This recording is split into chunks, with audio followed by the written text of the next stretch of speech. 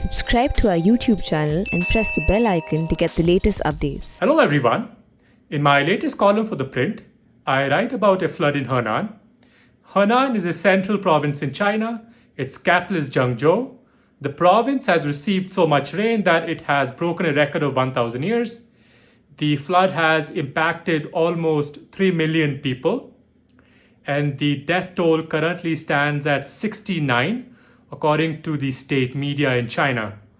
The flood has also had an impact on the production of iPhones in China, which is centered in the province of Henan.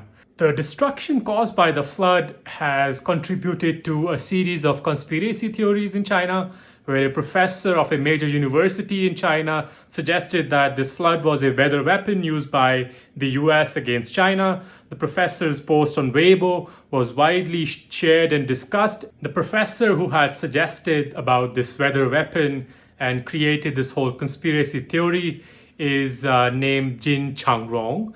This professor is the same professor who had in the past suggested that China, the PLA, had used a sonic weapon against the Indian army. So the professor is known for creating these kind of conspiracy theories which are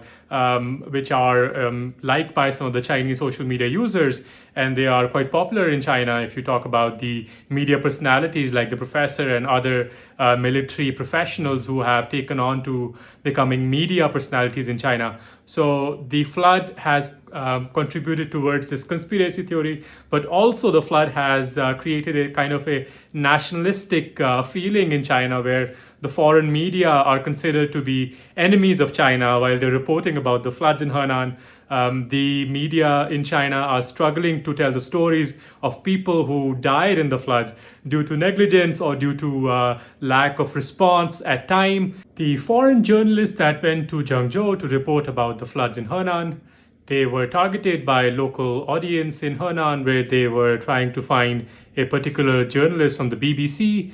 Their name is Robin Brandt, and the BBC has been criticized in China for the reporting, or I would say the Chinese public, a certain section of the Chinese public don't like the kind of reporting that BBC does.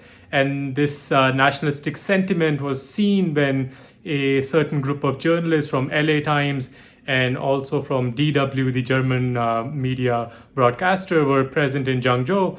And a group of people went up to these journalists and they started talking to them, and they criticized them for the kind of reporting which they would call negative. And the criticism was not only restricted to just their reporting, but there was a post on Weibo which suggested that some of the citizens were willing to even kill one of the journalists who looked like the BBC journalist. So the whole confusion was around this one particular journalist from LA Times who looked very similar to the BBC journalist Robin Brandt, who's been sought after in China due to various reasons.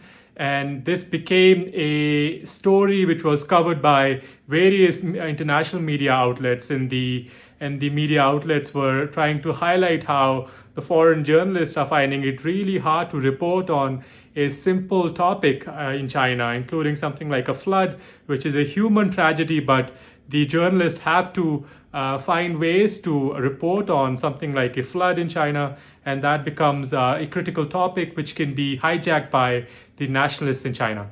I would like to express my solidarity with the families that lost their loved ones in China during the flood, and especially the case of the Line 5 station in China in Zhengzhou, where a certain line was flooded with water and there were people in the subway line and they could not escape the flooding, and we know that almost 14 people died in that tragedy.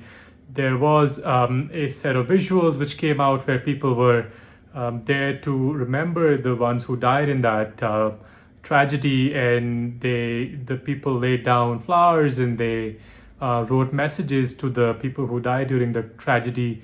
And that simple tragedy could not be covered by the state media, and there was a barricade put around the location where the commemoration was being held.